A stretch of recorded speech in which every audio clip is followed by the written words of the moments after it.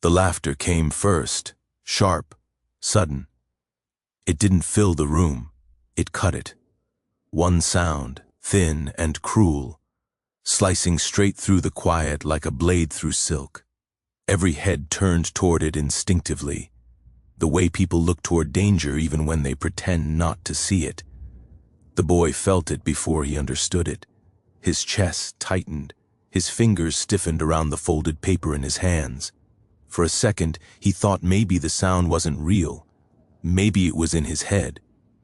But then he saw the faces, the way smiles twisted, the way eyes narrowed with interest instead of concern, the way silence leaned in closer, hungry. Above him, the crystal chandelier glowed like a frozen sun, spilling light across polished floors and expensive shoes. The charity hall smelled like cologne and champagne. Money lived in this room. It breathed here. It spoke easily. Men in dark suits stood tall, shoulders back, voices smooth and confident. Women in elegant dresses held glasses they didn't need and smiles they practiced often. This was their world, clean, safe, controlled, and standing right in the middle of it was him, 13 years old, maybe 14. It was hard to tell when a kid had learned to carry himself older than his age. His sneakers were worn at the edges, the soles thinning from too many miles. His jacket hung loose, borrowed from someone bigger, someone who told him, "It'll do." The sleeves swallowed his wrists, the collar scratched his neck. He kept adjusting it, small, nervous movements he didn't even notice anymore. In his hands was the paper, folded neatly, creased from being opened and closed too many times. Words written late at night, words practiced in whispers so no one else would hear. This was his moment. That's what they told him. A chance, a spotlight, a small space to speak. He believed them. He stood there under the light, blinking against the brightness, waiting for the signal, waiting for permission. His heart beat loud in his ears. He could feel it in his throat. He took a breath, the way his mother taught him, slow in, slower out. Then the millionaire laughed. It wasn't loud, it wasn't wild, it didn't need to be. Just one short chuckle, controlled, confident. The kind of laugh that knew it wouldn't be questioned. The kind of laugh that didn't ask for approval because it already owned the room. The man stood near the front, one hand resting casually on the back of a chair like he belonged there more than the furniture did. His suit was perfect, tailored to his body, clean lines, no wrinkles. His watch caught the light when he moved his wrist, flashing silver and gold. He shook his head slowly, like a teacher disappointed in a student who should have known better. And then he looked around, not at the boy, at the room. His eyes swept across the crowd, calm and amused, as if inviting them into a private joke, as if to say, "Are you seeing this too?" And the room answered him without words. Smiles appeared. Quiet laughs followed. Whispers bloomed like a ripple across water. Someone lifted a phone, pretending to check a message while angling the camera just enough. The boy felt himself shrinking, not physically, something deeper, like the air had been pulled out of him. The millionaire reached forward and took the paper from the boy's hands. He didn't snatch it. He didn't rush. He pinched it between two fingers, careful, distant, as if the paper might carry something unwanted.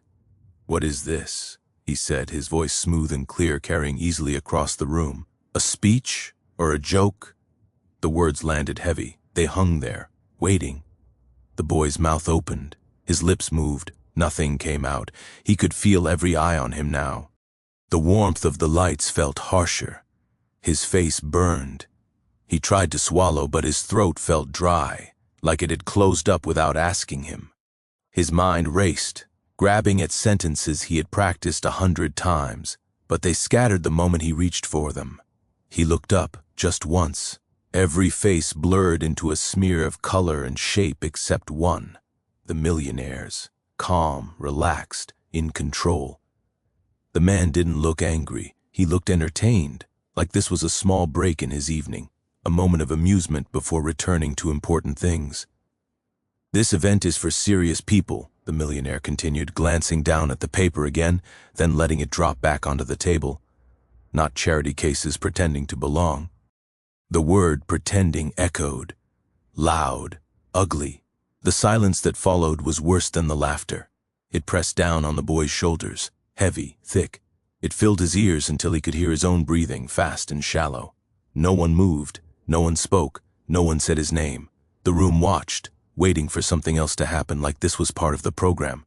The boy lowered his eyes, not because he was ashamed, because he knew how this part went. Survival had taught him when to disappear, when to make himself small, when to stop fighting and just wait for it to be over. He stared at the floor, at the shine of shoes that cost more than his family's rent, and he stood still. Seconds passed, long ones. No one stepped in, not the organizers who invited him, not the guests who talked all night about change and justice, not the people who clapped for speeches about lifting others up. Not one voice broke the silence. The millionaire turned away, already done with him. A problem dismissed. A moment passed. Someone near the stage cleared their throat, awkward, unsure. The music cue didn't come. The lights didn't change. The room didn't know what to do next, but it didn't know how to fix what had already happened either. The boy stayed where he was, hands empty now, fingers still curled like they were holding the paper that was gone. His heart slowed, his breathing steadied. Something inside him hardened, quiet and heavy. He thought of his mother again, her hands tired from work, her voice firm but gentle when she told him, "People will try to tell you who you are. You don't have to accept it." Right now, though, he didn't know how not to. The room began to move on. Conversations restarted in low tones. Someone laughed again, louder this time, relieved. Glasses clinked. Chairs shifted. Life continued, just slightly adjusted to exclude one small figure, standing off to the side. And that was when the room decided the story was over. A poor black kid embarrassed in front of people with power. A lesson delivered. Order restored. They believed this was the ending. They were wrong, because humiliation doesn't end stories. It starts them. And somewhere beneath the weight of that silence, beneath the sting of that laughter, something began to take shape. Not anger, not yet. Something steadier, something patient. A quiet resolve that didn't need permission to exist. The boy lifted his head just a little, enough to see the room again, enough to breathe. And though no one noticed it then, though no one could hear it over the hum of money and comfort, the balance in that room had already begun to shift. The laughter had cut the room, but it hadn't finished the story. They didn't push him. They didn't grab his arm or raise their voice. That would have been too obvious, too uncomfortable. Instead, one of the organizers leaned in with a tight smile and a soft tone, the kind adults use when they don't want to feel guilty. She nodded toward the side of the room and said, almost kindly, that he could wait there for now. Just step aside, just for a moment, like he was a chair in the wrong place, like a problem that could be moved without being solved. The boy nodded because that's what you do when adults with power speak. He stepped away from the center light and toward the edge of the room, his sneakers barely making a sound on the polished floor. Somewhere along the way, the paper found its way back into his hands. He didn't remember picking it up. He only knew it was there again, folded tight, pressed into his palm like a lifeline or an anchor. The words inside it felt heavier now, not hopeful. Heavy, like something dragging him down instead of lifting him up. Around him, the room exhaled. Conversations restarted. Laughter returned in soft bursts, then louder ones, like people reassuring themselves that everything was fine. Glasses clinked. Someone told a joke. Someone else checked their watch. The moment passed for them. It didn't pass for him. He stood near a tall table with untouched drinks, staring at the surface like it might give him answers. His ears caught pieces of conversations he wasn't meant to hear. Business deals, vacations, complaints about traffic. Life moved on smoothly, efficiently, without him in it, and that hurt more than the laughter. Being mocked was one thing, being erased was another. Then the applause started. It rolled through the room like a wave. confident and full. The boy turned his head slowly and saw the millionaire walking toward the stage. The same man who laughed, the same man who dismissed him without effort. He moved easily, shaking hands, nodding to familiar faces. This was his space, his crowd. The applause wrapped around him like a tailored coat, fitting perfectly. He stepped up to the microphone and waited for the clapping to die down, smiling like he had all the time in the world. When he spoke, his voice was smooth, practiced, and calm. He thanked the hosts. He thanked the donors. He talked about the importance of giving back, about lifting communities, about creating opportunity for those who needed it most. Each word landed like salt in an open wound. The boy listened from the edge of the room, his back against the wall, the paper clenched tighter with every sentence. The millionaire spoke about hope while standing on humiliation. He spoke about inclusion while the boy stood excluded. He spoke about respect as if it were a theory, not something that had just been denied in front of everyone. The boy's fingers curled until his knuckles ached. His breathing slowed not because he was calm, but because he was holding everything in. He remembered the way his mother looked at him that morning, adjusting his jacket, smoothing his hair, telling him to stand tall even when people tried to shrink him.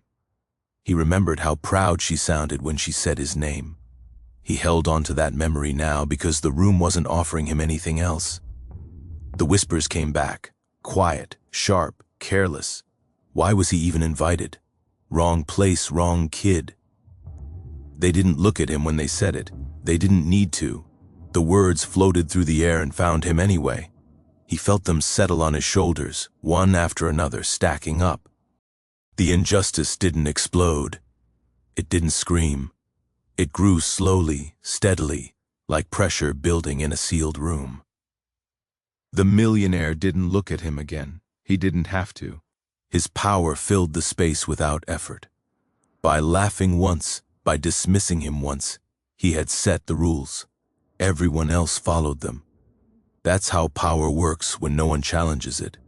It teaches people who matters and who doesn't, without ever saying it out loud. The boy shifted his weight from one foot to the other. His legs felt stiff. His throat felt tight again. For a moment he wondered if this was all his fault. If maybe he had misunderstood the invitation. If maybe he didn't belong here after all. That thought scared him more than the laughter, because it sounded so convincing. The speech went on. Applause rose at the right moments. People nodded. Some even wiped their eyes, moved by words that sounded good in a room like this. The boy watched it all, standing just outside the circle, feeling like he was watching a play where the actors talked about justice without ever touching it. That's when someone stopped near him. She wasn't dressed like the guests, no tailored suit, no jewelry flashing under the lights. She wore a simple black outfit, a badge clipped at her waist. Staff, the kind of person people rarely notice unless something goes wrong. She had been walking past, focused on her job, until she saw him standing there, quiet and still, clutching that paper like it mattered. She slowed, then she stopped. She looked at the paper, then she looked at him, really looked, not past him, not over him, at him. "What's that?" she asked quietly, her voice low so no one else would hear. The boy swallowed. His mouth felt dry again, but this time he forced the words out.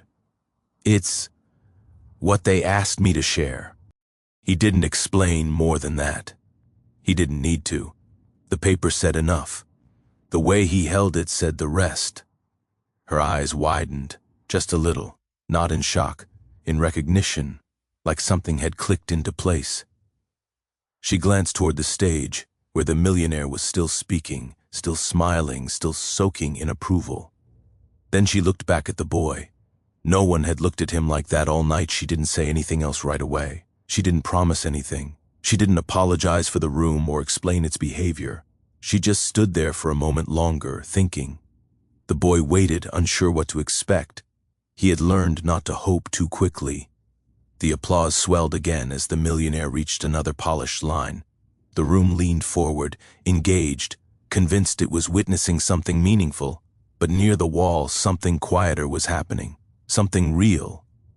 The staff member reached out slightly, not to take the paper but to acknowledge it, to acknowledge him. "They asked you to share this," she repeated softly, like she was making sure she understood. He nodded. She straightened, her jaw setting in a way that felt different, intentional. She looked once more toward the stage, then back at the boy. There was no smile now, no hesitation. "Wait here," she said, and then she walked away, not toward the exit, but toward the front of the room, toward the stage, toward the microphone, toward the man everyone was applauding. The boy's heart started to race again, fast and loud. He didn't know what she planned to do. He didn't know if this would help or make things worse. All he knew was that for the first time since the laughter, someone had listened. Really listened. He watched her weave through the crowd. Watched people shift to let her pass without thinking twice. Watched her approach the edge of the stage. The millionaire was still. Talking. Still unaware. Still confident. The boy tightened his grip on the paper and held his breath, because silence had taken sides all night. And now, finally, it felt like it might be breaking. She didn't announce herself. She didn't raise her hand or wait for permission. The staff member walked with quiet purpose, her steps steady as she crossed the room. People barely noticed her at first. They were still focused on the stage, on the man with the microphone, on the comfort of familiar power speaking familiar words. But as she moved closer, a few heads turned, a few brows furrowed. Something about her direction felt wrong, like a line being crossed that no one had planned for. The millionaire was mid-sentence talking about responsibility, about leadership, about how success meant lifting others behind you. His voice flowed easily, confident and smooth, the sound of someone who had never been interrupted in a room like this. That's when she reached the edge of the stage. She leaned in close and whispered something only he could hear. His smile faltered. He frowned slightly, irritation flashing across his face like a crack in glass. He waved a hand without looking at her. The universal gesture for not now, for don't interrupt, for know your place. He turned back toward the audience, ready to continue, ready to ignore whatever inconvenience had dared to approach him. She didn't move. She stood there, still and patient, like she had nowhere else to be. The room began to notice. The applause that had been building died down. A few people shifted in their seats. The millionaire glanced sideways again, sharper this time, annoyed that the moment hadn't passed. Then she held out the paper, folded, creased, ordinary. He stared at it for a second too long, like he didn't understand why it was there. Then, reluctantly, he took it. His fingers brushed the edge, and for a brief moment, the paper hung between them like a challenge. He looked down. At first, his expression didn't change. Annoyance lingered. This was probably another request, another appeal, another thing he didn't have time for. His eyes scanned the first line quickly, dismissively. Then his brow tightened. He read again. Slower this time. The color drained from his face just a little. His mouth parted, then closed. He stopped moving entirely, frozen in place, staring down at the words like they had reached out and grabbed him. The room felt it before he said anything. The shift, the sudden weight in the air. Conversation stopped. Chairs creaked as people leaned forward. The lights seemed harsher now, brighter, exposing rather than flattering. Something was happening, and no one knew what it was yet. The millionaire lifted his head slowly, the microphone still in his hand.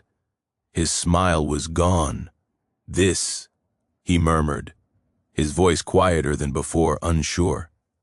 He paused, then looked across the room, past the tables, past the faces, until his eyes landed on the boy standing near the wall, small, still, watching. "This was written by you?" he asked. The boy felt every eye turned toward him again, but this time it was different. The attention didn't sting.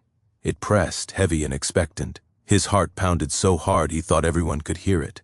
He swallowed and nodded. "Once, that was all." The millionaire cleared his throat. He looked back down at the paper, then back up at the audience. His grip on the microphone tightened. When he spoke again, his voice wasn't smooth anymore. It wavered.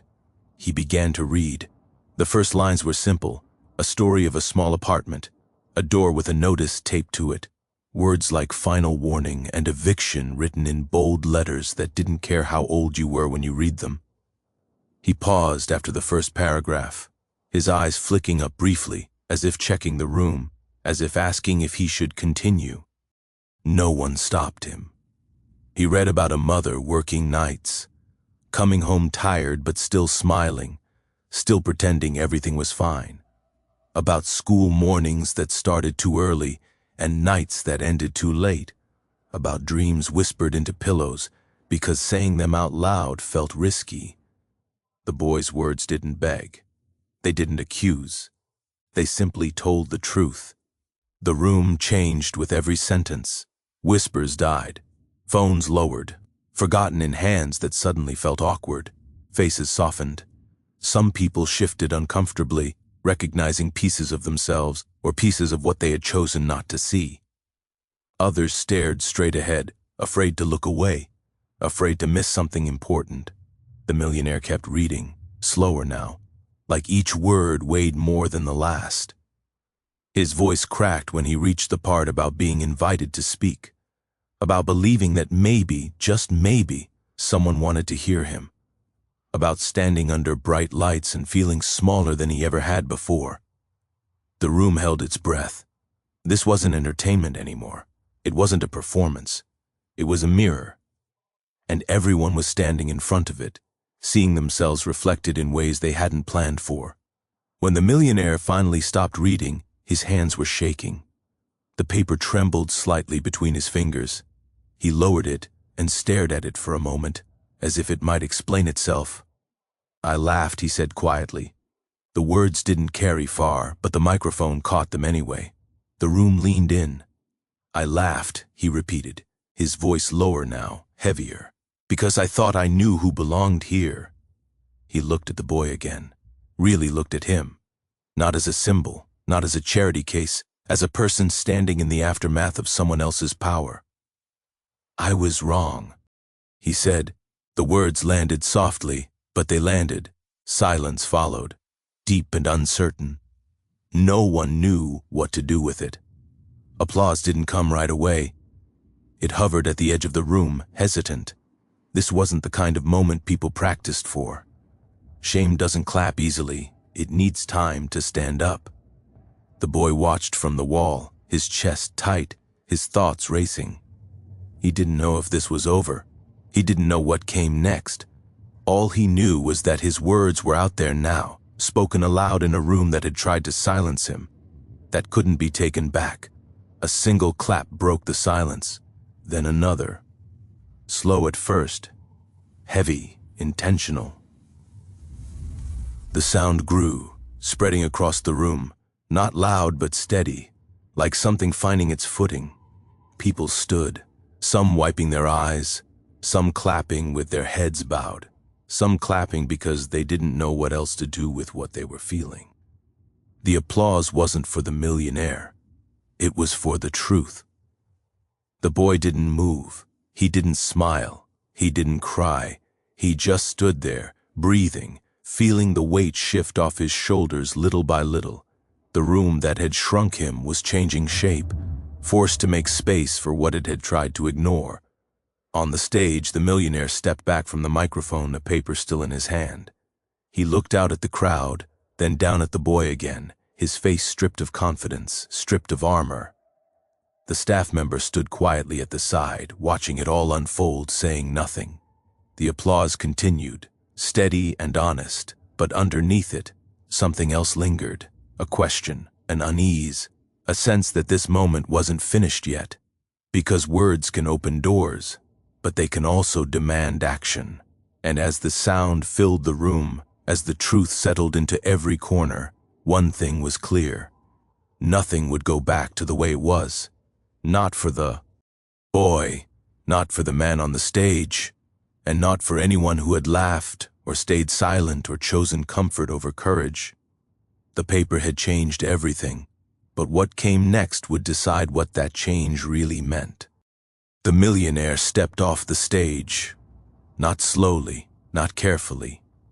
He didn't look around to see who was watching or wait for the applause to fade. He stepped down like someone making a choice he could no longer avoid. The microphone cord dragged softly behind him, a thin sound against the floor that somehow felt louder than everything else in the room. Conversations died instantly. The clapping stopped. People leaned forward in their seats without realizing it. He walked straight toward the boy.